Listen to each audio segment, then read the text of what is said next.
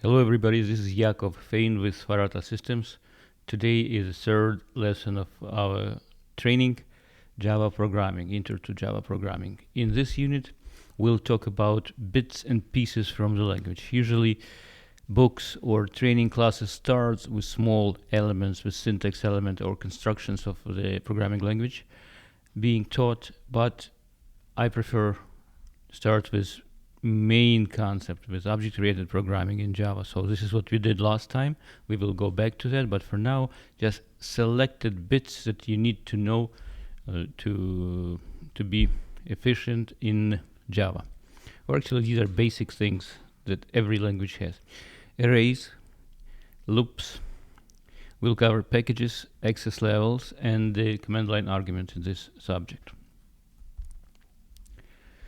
Arrays are used to store a bunch of similar objects or similar primitives, similar values. In this example, I show you I want to store the names of my friends or girlfriends, for example. So I can create an array. I named it friends, but these square brackets is the reason why the variable friends is not a regular variable but an array. The square brackets you can put either after the data types, like in here, after string, or after the variable name itself over here, right after the friends. In both cases, Java will understand that you are declaring an array. When you declare an array, you have to know how many elements you are planning to put in that array in advance, and you need to specify it in advance when you create an array, as in here. In here I said I want to create a new array that will store 20 strings. If I said so, then I can initialize the array, as in here, friends 0 equal Masha, friends 1 equal Matilda, friends 2 equal Rosa, and so on. But I cannot change, during the runtime, I cannot change the size of the array. I would need to do something special. I would need to create a copy, make a copy, arrange for a copy of the array. But I cannot just simply say during the runtime, no, I don't want 20, I want 30. So that doesn't work this way. What else I want you to note? The first element of the array has an index of 0. Basically, arrays are 0 based, as we say. So accordingly, the last element of the array will be element number 19. 20 elements total. As you can see from here, I did not assign any values to elements between the elements with an index 2 and elements with an index 19. What's going to happen in there? Those elements will be not initialized.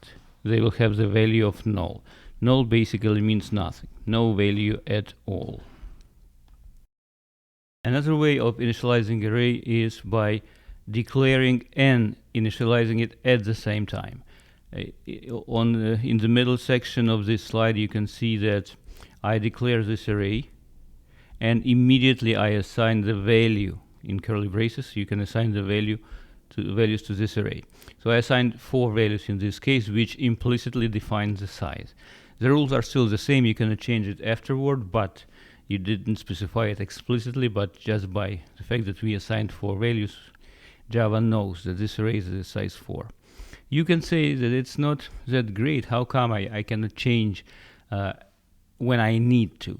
But as you know, there is no free lunch, and you have to pay for everything. So if you have an array which has this restriction, then memory allocation happens only once, which means arrays works faster than other data collections. Java has other data collections which are more flexible. They do allow you to change the size. For example, array list. But what happens, they do this work underneath anyway. They reallocate the memory every time the program changes the size of the array. So this is what I mean when I say that you have to pay the price. With arrays, you have this restriction, but memory allocation happens only once. How do you create instances of string? It's not exactly related, this topic is not exactly related to arrays, but since we're already working with strings, I need to spend some time talking about strings. Strings in Java is a special data type. Strings are object, of course, but they are immutable.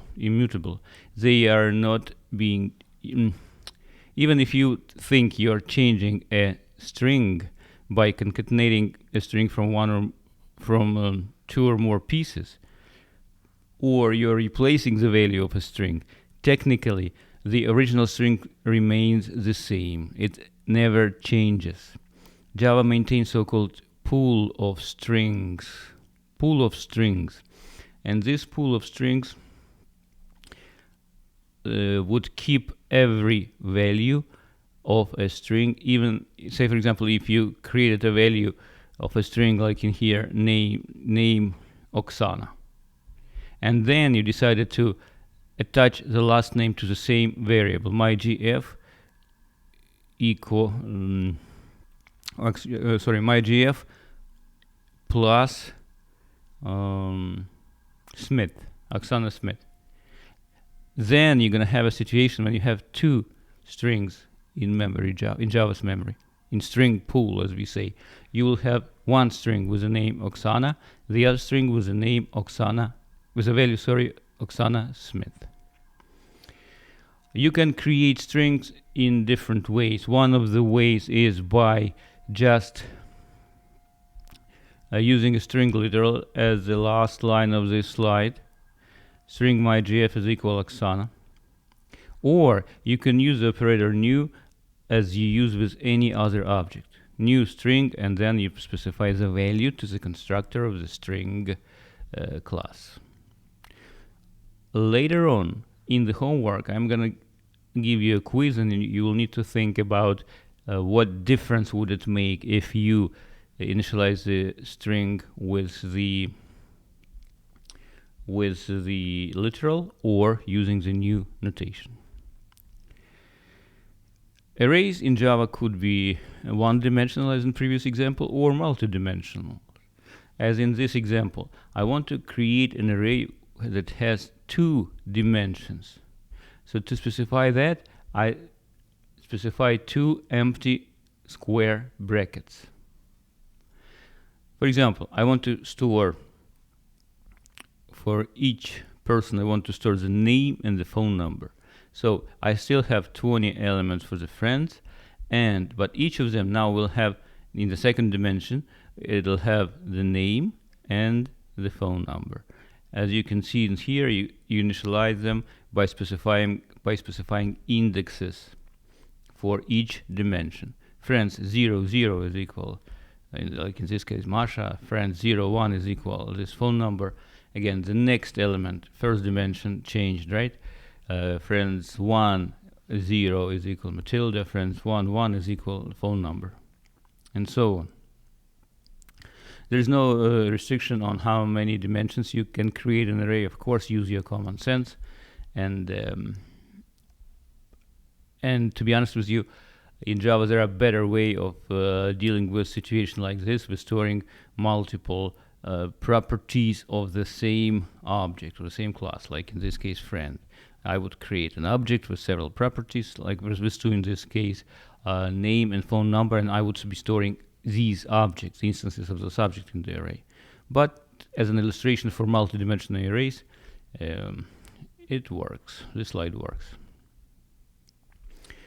Wrapper classes and auto boxing. Java has primitive data types, 8 primitive data types. And for example, like int, float, double, boolean, right? Each of these primitive data types has the corresponding so-called wrapper class. For example, primitive type int has a wrapper class integer with capital I. That's the name of the class in Java. Why they are needed, why they are helpful? First of all, they have these classes, wrapper classes, have lots of useful utility methods that deal with the corresponding primitive type. For example, you have an int primitive value of int, and you want to convert it to some other type. Most likely you can find the appropriate useful method in the corresponding wrapper class. So let's see if we can do that. One second.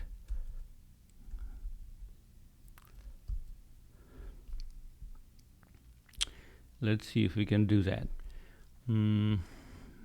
I will do search on Java API integer. I want to find help on Java. See, we found help on the wrapper class integer, and in there I can read everything about what's available for dealing with integer values. All utility methods are there. But before even looking at these methods, let me point you at something else. Look at this inheritance hierarchy. Everything in Java has a superclass. The top of the hierarchy is a class object. In this particular case, the class integer, I can see that the class integer extends from the class number, which in turn extends from the class object. What is this java.lang? We'll learn a bit later in this lesson. This is the name of the package. Every class in Java is located in some package, being that a default package or a specific package. In this case, I can see that the class integer was defined in the package java.lang. Package names are used to better qualify the name and to avoid naming conflicts, but again, a bit later. Next, you can also, from this help, you can also see that the signature, in the signature of the method, you can see that it's a class that was defined as public, and it extends number. So far we didn't learn what is implements keyword means. It's about interfaces. We'll learn it next in the next unit, but for now let's just skip it. Now if you want to see what are the methods, I click up on top. See how many methods are there? So a bunch of values, a bunch of methods, and for example, let's find something interesting. See, for example, short value. The method short value returns the value of integer as a short. In Java, there are different primitive types, and one of the primitive types is so-called short. It takes less memory than integer. So, if you believe that the value defined in this integer variables is small enough that can fit in the short variables, you can convert it to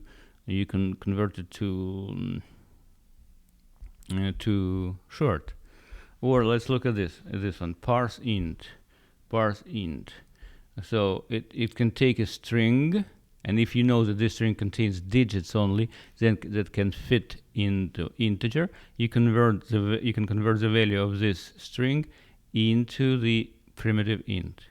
So again, my point is that wrapper classes have lots of useful utility methods, and if you are facing a situation when you need to do something with a particular data type, this is your first step.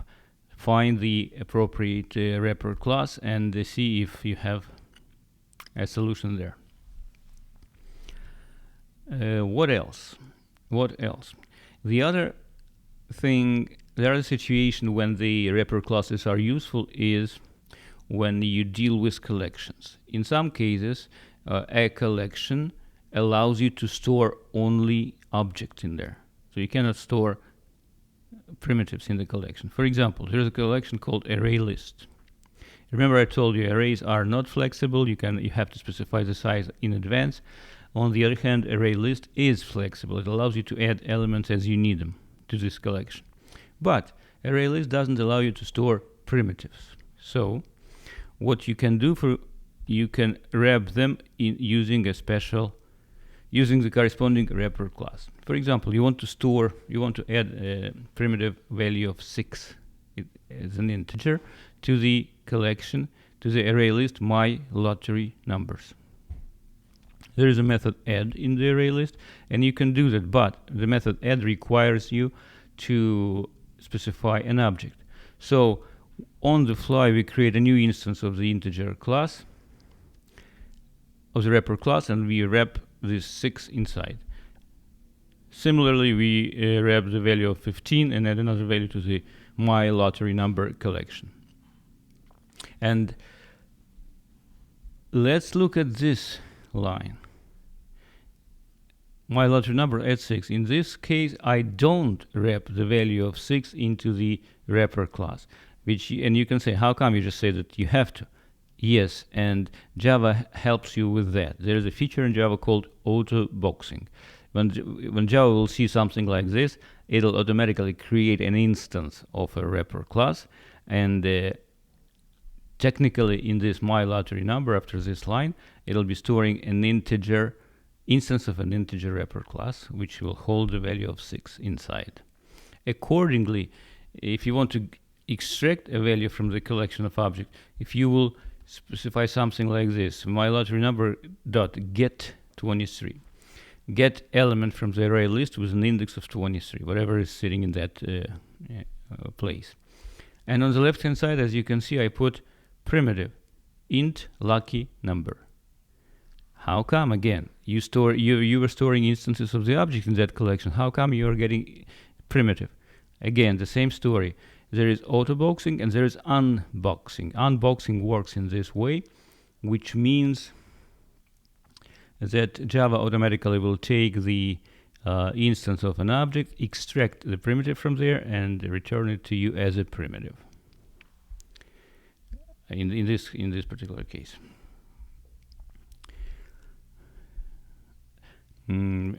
Probably I want to stress that it's optional, it's up to you. If you don't want to extract it automatically to do unboxing, you could have created an instance of integer and get the value that way. But we decided that we need the primitive, so unboxing works automatically. Next example is loops. 4 loops in this case. In any programming language, you need to have a way to repeat certain actions multiple times, the same action multiple times, on some collection of objects, or for any other reason. Maybe you have a counter that you want to use and repeat certain actions so many times. In Java, you can have 4 loops, and you can have while loops. Loops as a syntax element. There are other ways of iterating or traversing a bunch of elements, a set of elements. But if we talk about the loops as a construct of the language, Java has 4 loops and Java has while loops. 4 loops also, they have different syntax, different ways of specifying. For example, in this case, I have a loop which starts with I have a temporary variable I, which I will be using for iterating something. I start with I is equal 0, and I check the value of I on every iteration of the loop. If I is less than certain value, in this case I want to iterate through the arrays, through the array elements. So first I find how many elements are there. Arrays in Java have a property length, so I can ask how many elements do you have there. I store it in a variable total elements, and I starts with 0, and until this expression is true, until I is still less than total elements, I will be entering, not I, the program will be entering the loop body. The loop body is whatever I put between the curly braces. And on every iteration of the loop, we will enter the body, execute every line inside the body, and then the program will go back again to the for loop, to the first line. It'll make an increment. In this case, I++ means take the value of I and increment it by 1. and again it'll check the value, the expression. Is I still less than total elements? Yes. Then it'll get again inside the curly braces, inside the loop body, and it'll repeat this action. In this case, I just print the sentence I love, and I concatenate to this text the current value of the i's element of the array. Speaking of this operation, I++, I++ is something as in older languages was specified by saying I is equal I plus 1. I is equal I plus 1 means take the value in the variable I, increment it by 1 and put it back, assign it back to I. The shorter syntax, and it's the same as in C++, as in C#, I++ does the same exact thing. For example, if I initial is equal to 0, you can do I++ and it'll become 1. If you'll do I minus minus, it will do a decrement. So again, I will again become 0.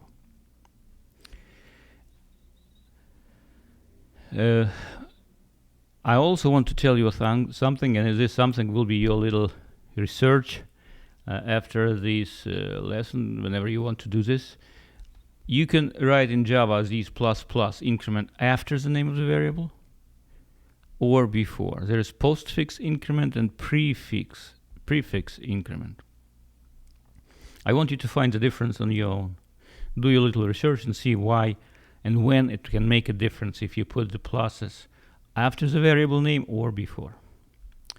Anyway, coming back to the loop, so the loop will iterate through and will perform the command from the body of the loop until the expression of the loop is true, returns true. Evaluation of this expression returns true. As soon as it becomes false, for example, I reaches the value in total elements, like 20, for example. Whenever the I become 20, in our case with array friends, then this condition won't be true anymore, so the flow control, the program execution, will not be entering the loop anymore. It'll continue execution of the program, and it'll continue to do whatever code you put below the loop. And two more keywords that you must know if you want to work with loops. There is a keyword break and continue. Break and continue. What are these about? If you want to jump out of the loop at any given time, even before you iterated through all the elements of the array, if this is what you want to do, you need to put the keyword break. The keyword break jumps out of the loop and continues the program executing whatever you put below after the loop. Why you may want to do that? Maybe say you are looking for a particular element inside the loop. So you can put an if statement inside the loop. Say, for example, if the name stored in the current element of the array is equal Mary, then jump out of the loop. Or maybe jump out of the loop and print yes, Mary is in the list of friends. So as soon as you found Mary, there is no reason maybe for you to continue iterating to the end of the array. So break would help you in that case. The other keyword to learn is the keyword continue. Continue. Another example. Say you want to print the message I love, and for every element in this array except Mary. You don't want to print the message if Mary is in the list of in that array. So what you can do in here, you can have still the same loop. You iterate through the loop, but inside the loop you can put an if statement, and you can put in there if this current element, if friends of I is equal Mary, then you do continue. If you'll say continue, then the body of the loop will not be executing whatever is after the word continue, but it'll go back to the for loop expression. Technically it'll skip processing for this element where you put continue, and we'll go back, we'll increment the value of I, and we'll keep processing. It will not jump out of the loop, but it'll skip the processing of the current element. That's what continue is for. Another very, very useful and practical syntax, in my opinion, it's in many cases a preferable way of writing for loop. It's so-called for each loop. If you have a collection and you want to do something for each element of the collection, what you can do, you can use a different syntax that is called for each loop. Let's see how you write that. You put the keyword for, and then inside of the parentheses, you don't put I equals 0, expression, I++, or whatever. You just create a temporary variable of the same type as elements stored in the array, in this case, string. And basically, by how do you read this expression? You read for girl in friends, for a variable girl in, this column would be read as friends, as in. For girl in friends, do something. The rest Java will do for you. Java will iterate. Java will make sure that this variable girls first it points at the very first element of the array, then to the next one, to the next one, to the next one, and so on. Assume that this variable, temporary variable girl in this case, is always a pointer that points at the current element of the array in this case. And whenever it reaches the end of the collection, end of the array, then the loop is over and it'll continue with an execution of the further statement that you put in your program for each loop. At the bottom of the slide I put a note that Java 8 offers. Java 8 is coming up in March of 2014, in a month. And Java 8 has a very useful method that you can apply to collections in there. If you have a collection, you can just say collection dot for each, and whatever you put in there as a function to execute will be executed for every element of the collection. At this point, we are not going to be talking about details of this for each method, because it would involve explanation of other things, in particular lambdas. It's a new feature in Java 8. I'm planning in the future to record a special unit or special lesson that will highlight the new features of excellent new version of Java 8, which has really many, like more than 50 major useful improvements in the language, in the syntax of the language. But if you want to read about it now, I put a link at the bottom of the slide. Go ahead and read about it on your own. While loops. While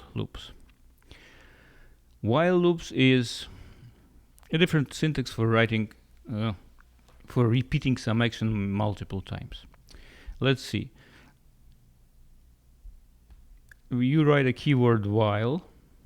In parentheses, you write an expression, which means repeat the execution of the body of the loop, whatever we put between the curly braces, until this expression is true.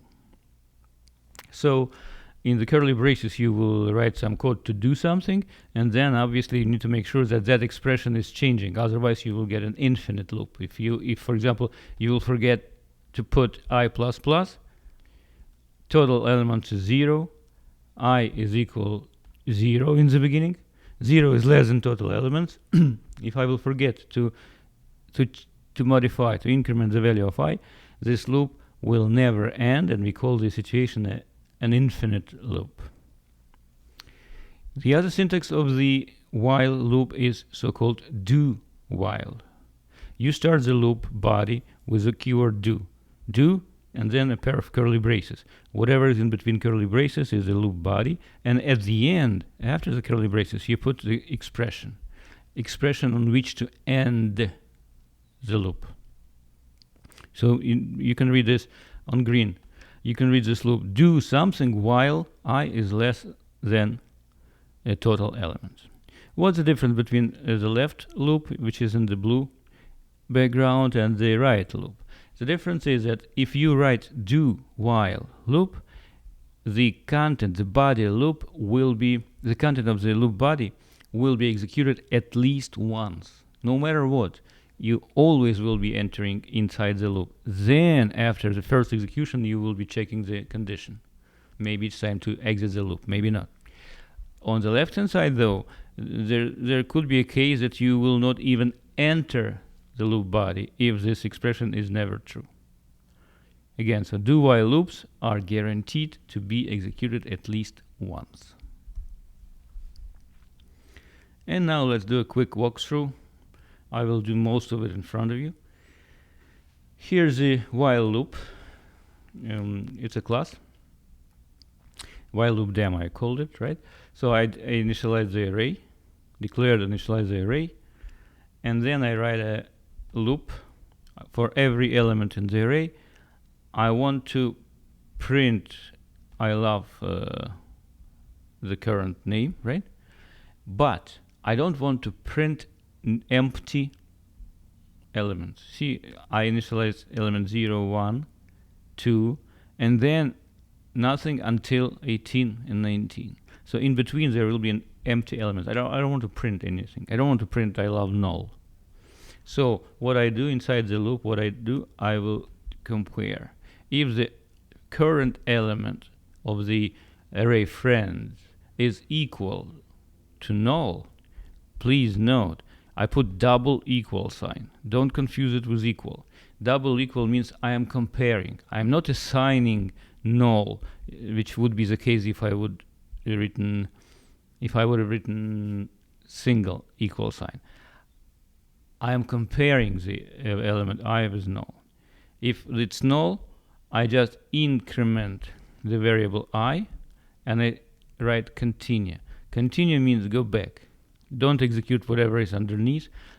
Go back and enter the loop again with a new value of I, of course. If friends I is not equal to null, then we will reach this point. We will print I love friends I. We will increment I anyway, and again the control will go back to the while loop. This is how it goes.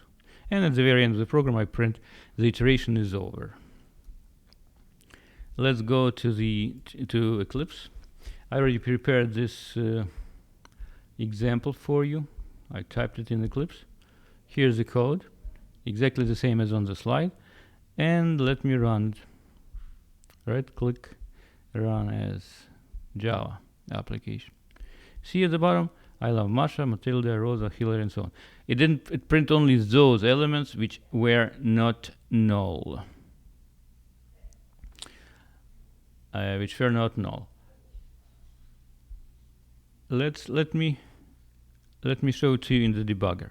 I will put the breakpoint on the line 15, and then I will run it through a debugger. Debug as Java application.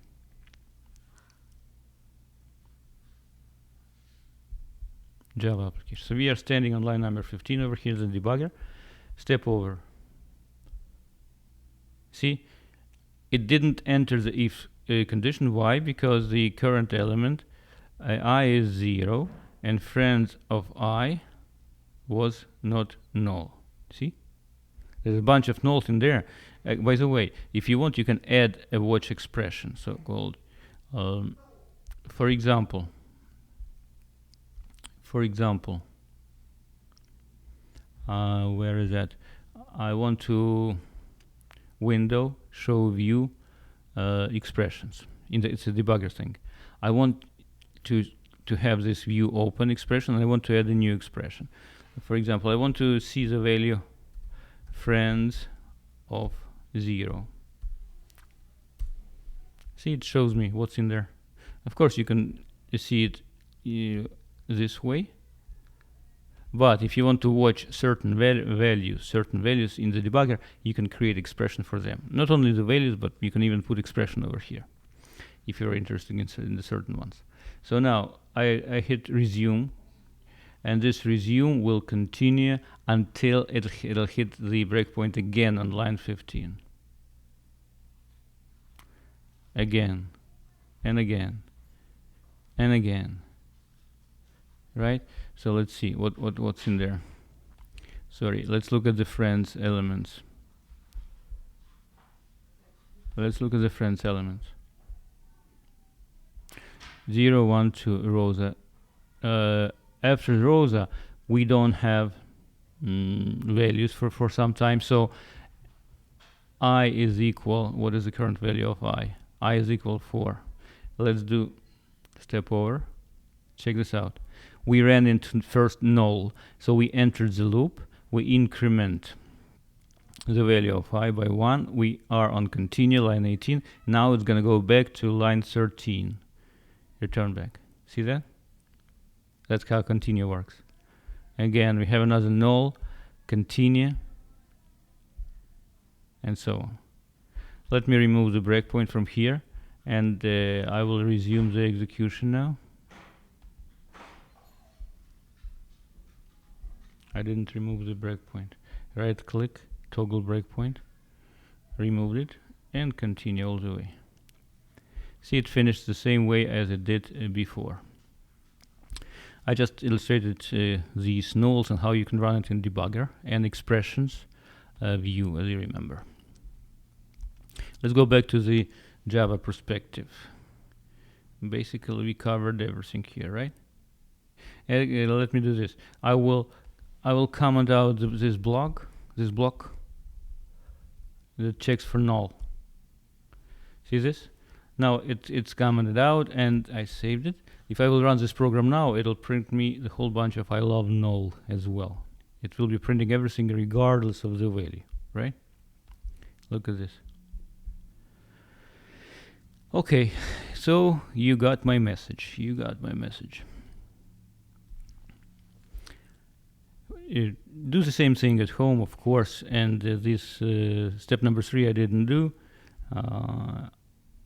Just it's very simple. Check it out on your own. You want to use the break keyword for this to see how you can break out of the loop. Debug, we went through debugger, right? And one more thing that we want to cover today, one of the subjects, is command line arguments. If you remember, during the very first lesson, when we started a program from the command line, I entered Java space and name of the compiled class. To compile it was Java C, name of the source code, and to run Java space name of the compiled class. Back there, we did not specify anything in the command line. But in this case, if you see here, I entered something else after the name of the program. These are the values that I can pass from the command line. Remember our tax calculation program? I'm using there gross income, dependence, and state. Gross income, dependence, and state. So these are exactly the values that I'm passing to the program test tax. On the last lesson, we had hard-coded values for gross income, dependence, and tax. And as you understand, nobody will ever buy a program that can only work if the gross income is equal $80,000 and you live in New Jersey and have 2 dependents, right? In this example, we are passing these 3 values, and if you remember, when we created this program first, there was a main method with arguments, string array of args. We never used it so far, but we will now. We will do it now. If during the launch of the program you specified something on the command line, Java runtime will obediently pass it, and it will through this array args. It will create array args, and it will initialize it with the values from the command line, as in here. After starting this program, args 0 will have the value of 50,000, args 1 will be equal to nj, and args 2 will be equal to 2. Please note that all these values will be given to your program as strings. See these double quotes? Even though you need 50,000 for calculations, for example. But it's your responsibility as a programmer to convert in your main method the data to the appropriate time. If it's 50,000, if it has to be treated not as digits but as a number, then be my guest and convert it to say double or whatever value you want. How to do this? Right at the end of the slide you can see how to do this. Again, here's the use of the wrapper class double and its utility method parse double. So you take args0 and you apply parse double, it'll return you the primitive double value. It converts the content into the primitive double. So you can say that's great, but I like Eclipse. Now you explain us how to use Eclipse. I don't want to use command line. Is there any way that I can do this while sitting in Eclipse? Pass command line arguments. And the answer is yes. The answer is yes. So let me go back to the example from the previous lesson, test text. See, we have this hard-coded section, lines 11, 12, and 13. Nobody needs this program. We want the program to be flexible so it can consume data from outside and process the data, right? Not like in here. So what you can do, you need to configure the run. And the Eclipse has special configuration screen. Right-click on this program, select run as, but don't run the program. Select run configuration over here. You do run configuration and select which program is your runnable main program. Now we want test text. We want to configure the launch, the run of the class test text in the package OOP, right? And over here I have different tabs. One of them is arguments. I did it in the past, but let me do something different. So there are two boxes. One of them for program argument, the other one is for VM argument. VM arguments is a place when you can configure your Java virtual machine. For example, maybe you want to allocate more of a heap memory in there. So you would be specifying specific parameters like XMS, MX. For example, there is minus XMS. This is this parameter which shows the minimum size of the heap memory. There is parameter XMX. So you can specify values in there, but it's besides the point. We will not be going there. What we want to specify program arguments, right? Gross income, number of dependents, states. For example, I can specify 65,000 as a gross income. I can specify Massachusetts as a state, and I can specify 3 dependents. So these values will be passed through the command line arguments mechanism, as I explained you before. Run. It still runs and still calculates something, but let me put a stop over here on the line 11 and run it through a debugger. I want to prove you that we got an array values in the array args. So debug as Java application. We are staying on line 11, but I want you to see the args element. See, args is an array. Now it has 3 elements. Let's open it up. Element 0 has 65,000, element 1 has MA, and element 2 has 3. All of them are strings. See, they are all in double quotes. So of course, if we will be using this mechanism, we don't need the line. We don't need hard-coded values over here. Let me stop this. What I would be doing instead, I'd be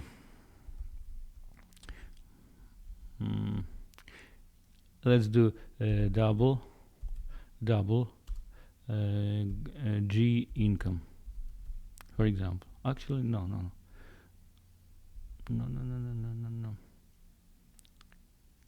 Actually, yeah, let me do a separate line so it'll be easier to explain. Double GI is equal double dot parse double.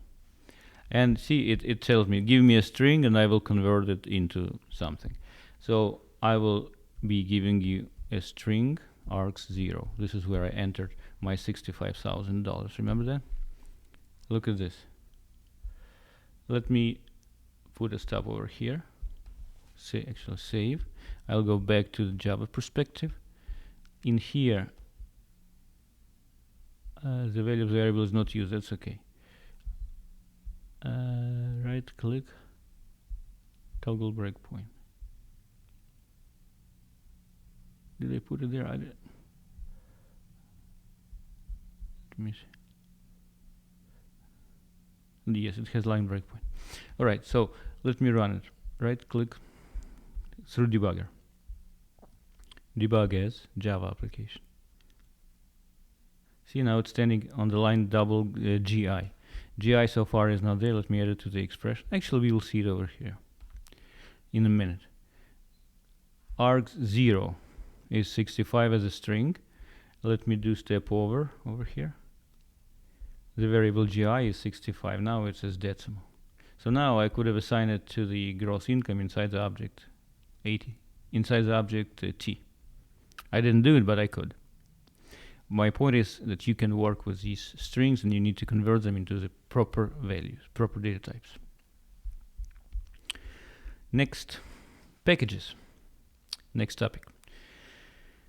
Realistically, your projects will have hundreds of files, at least several dozens if it's a small project. A team is working, everybody creates classes, interfaces, so the project grows.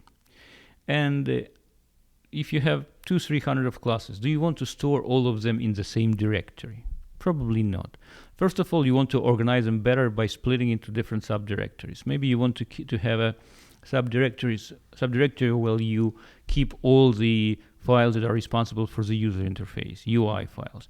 You may have another directory which will have all classes that are responsible for calculations of taxes. You want to create another directory which will be dealing with a database, classes with a database. So you can organize files better.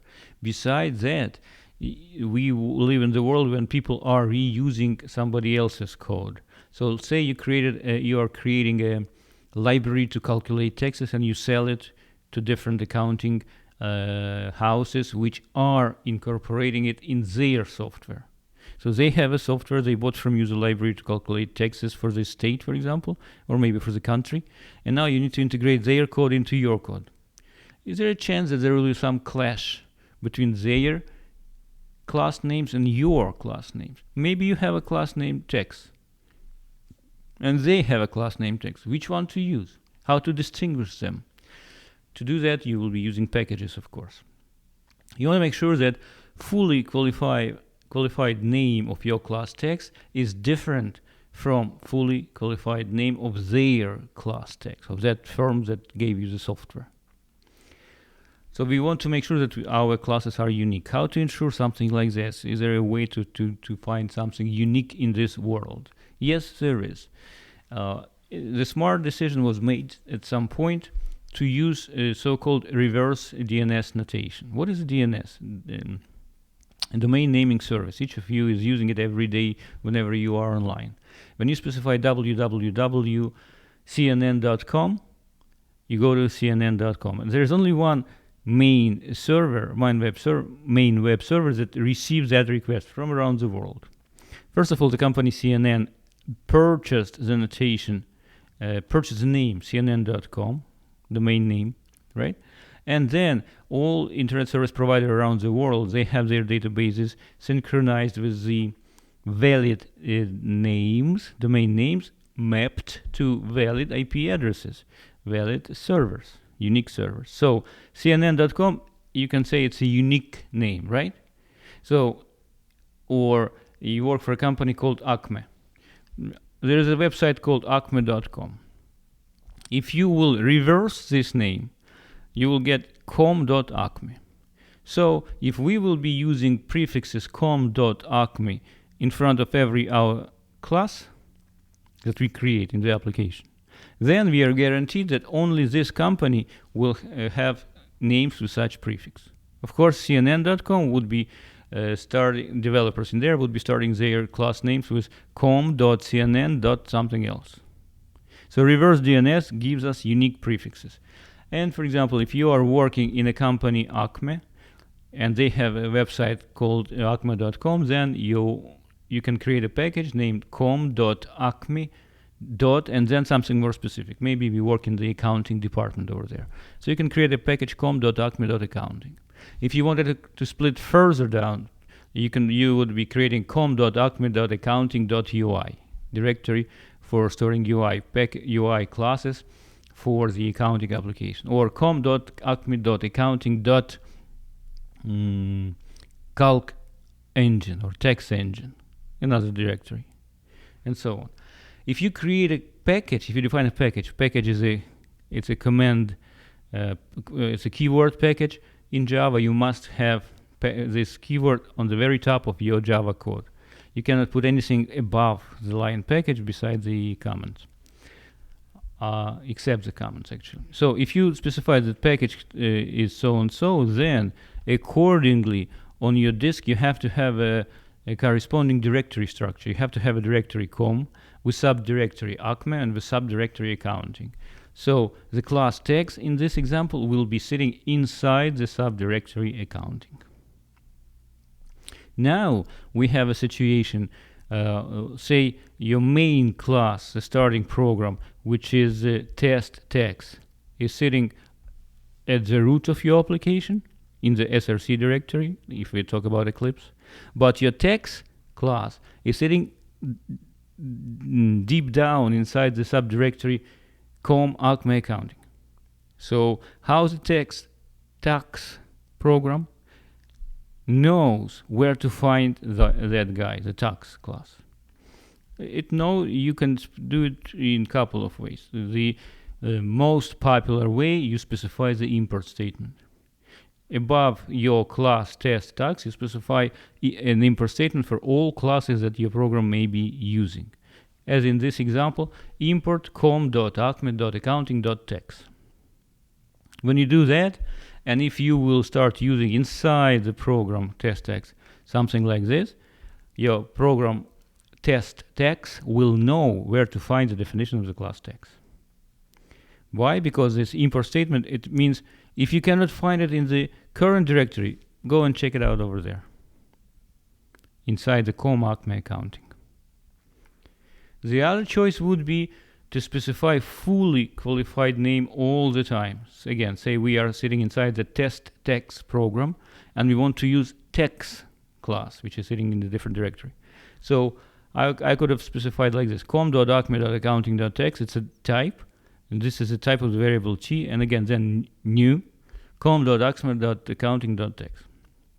It's a long notation. Nobody wants to do that, so people are typically specifying import statement so the program knows where to find stuff. You can specify the name of the class that you are importing. If you are importing in several classes, then you can specify asterisk over there. But specifying explicit names that you are using in your program in these import statements is preferable way to do things. Why? Because it makes the program more readable. For example, if the package, again, I say package and you think directory.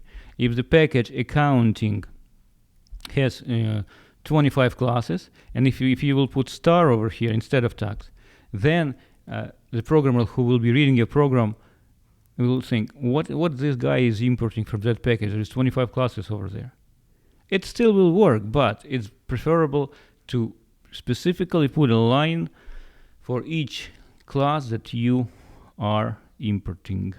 Again, the word import is kind of confusing. You're not importing, you're not sucking in the content of the class, you're just saying where to find it. That's the packages. And if you go back, do we have packages over here? Let me see. Do we? We don't. We don't have it over here. Do we have it over here? Yeah. See, for example, this is a lesson 6. Lesson 6 has something underneath, under src. See, I have a package com practical Java lesson 6. Let me see, test pay increase. Right, see, this is a testing program. It has import statement up on top. Import com practical Java lesson 6 asterisk. It means if you cannot find something, some class definition inside the program, go and check it out in the Com Practical Java Lesson 6 in here. Right now I am in the navigator view in Eclipse. If I'd be sitting in the Package Explorer, it would look a bit different. See, it looks like packages.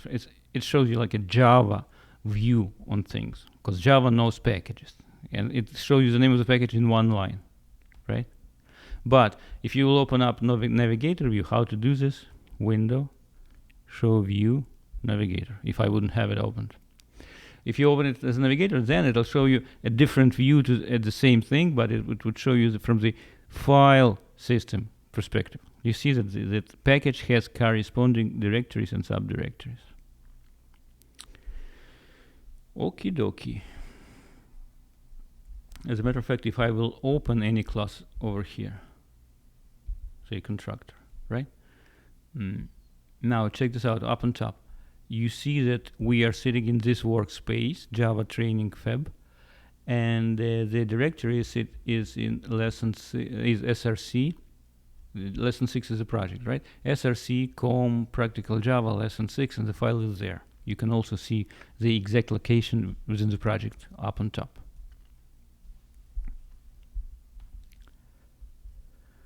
Okay, and the next topic is data access levels. We are done with packages. Of course, I give you a brief overview, but I don't want to give you a content of a fat book on Java. You got an idea, do your homework. A lot of self-studying. Let's see. Now we will learn new keywords for you. Maybe you've seen some of them already. At least public you've seen. These are so-called data access qualifiers. Keywords. Public, private, protected. These are the qualifiers. So what public means? Public means that anybody from outside of this class, or maybe whatever it is, interface, or a variable, whatever, if you have an application with a bunch of different classes, and if anybody wants to use this that is defined as public, go ahead and use it. The least restrictive access. If I use the keyword private in front of something, I could use it in front of a variable. I can use it in front of a method as well. As a matter of fact, I can use it even, in front of a method, right? So when I said private double gross income, it means that the variable gross income will not be visible from outside of this class tags. Remember, like in my example, it was, we just saw it a minute ago. We had this T dot gross income is equal something, like this. If I would have specified gross income as private inside the class tags, I'd have an error over here. It wouldn't let me do this. Let's try tags. See, let me do this. I will specify this as a private variable. Save. Test tags. See, it's red. The field tags gross income is not visible. I don't see it. Why? Because I made it private. It's not visible from outside, right? Private access.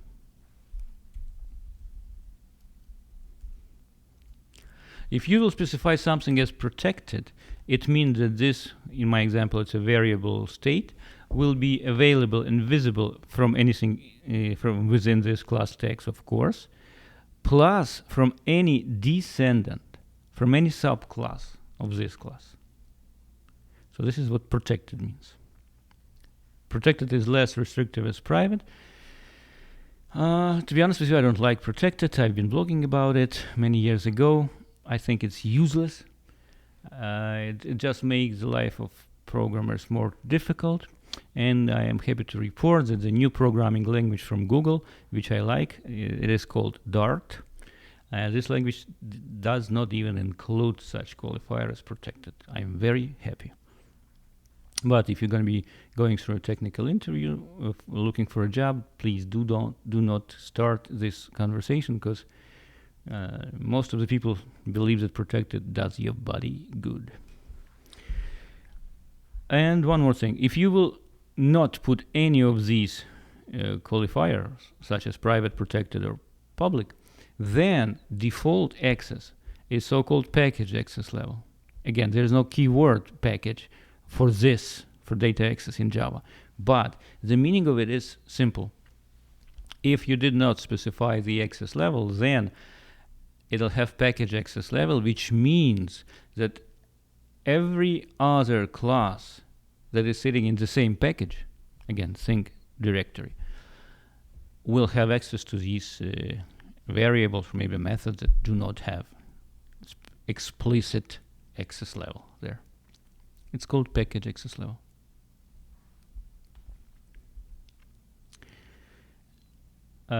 Next subject of our lesson, next bit or next piece, the keyword final. We already had a chance to see at least once final when we spoke about final variables, but the keyword final can be used in different situations, and its meaning or it will result in different effect. Let's see. If you use the keyword final in the method signature, like I did over here, it's a method convert to Celsius. The Fahrenheit degree is converting to Celsius. Then this method cannot be overridden. Remember method overriding? Superclass, subclass, method have the same signature. If in the superclass I specify this method as final, convert to Celsius. You cannot specify, you cannot override it. You cannot change the formula to convert degrees from Fahrenheit to Celsius, right? So if you will try to put the method with exactly the same signature in the subclass, you'll get an error. Why? Because the superclass was final. You're not allowed to override it. Next, if you put the keyword final in front of the class definition, it means that you cannot even extend this class. You cannot subclass it. See, different effect. If you put it in front of a variable name, you make the variable final. We already went through this last time in Unit 2, and which means that you can assign only the value to this variables once and never change it later on. Final variables usually are named with capital letters, with underscore if you have multiple words in the variable name. And one more thing, starting from Java 7, you can specify the keyword final inside the catch statement in the exceptions. We didn't talk about exceptions yet. Exceptions is a way of Java handling errors. We'll have a special unit for that, but for now just know that there is a special construct, try and catch. You put the code that might potentially give you an error inside the try block. If the code fails, it'll jump into the catch section over here, and it'll forward you the error message, what happened actually. So at some point they decided that you can put final in there, but meaning that you cannot change the variable which holds the error, the exception. But eventually they said that errors are implicitly final, so you don't even need to specify it over here. But if somebody wants to give you a test what is final and how it works, there are these cases where you can apply the keyword final.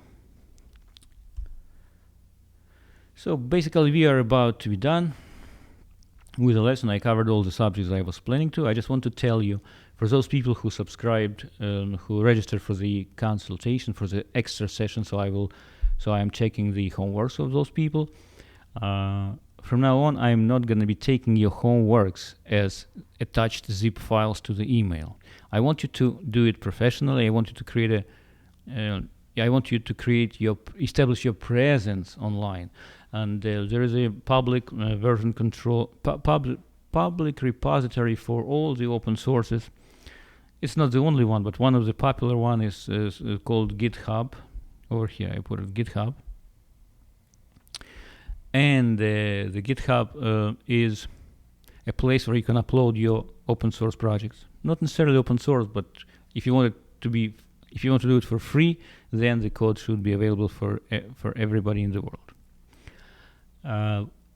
So I recorded a video in here, actually, there is a link to the older video. You can watch that, or you can watch the video in my YouTube channel, or in YouTube channel of Farata Systems, and watch that and learn how to work with a Git, which is a version control system.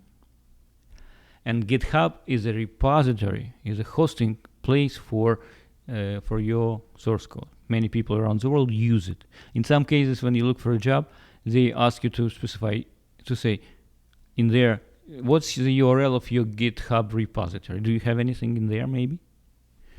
So anyway, so watch the video, and from now on, if you are sending me your homeworks, do not send me the code, send me the URL to your GitHub project where you uploaded your homeworks or homework. Over here I mentioned that beside GitHub there is a nice place called Bitbucket. It also can host Git repositories, and it even allows you to create private repositories over there, which are free if you don't have more than 5 users. On GitHub, repositories are free if you open source your code. That's the difference. Anyway, watch the video and you will see it better. Now the homework.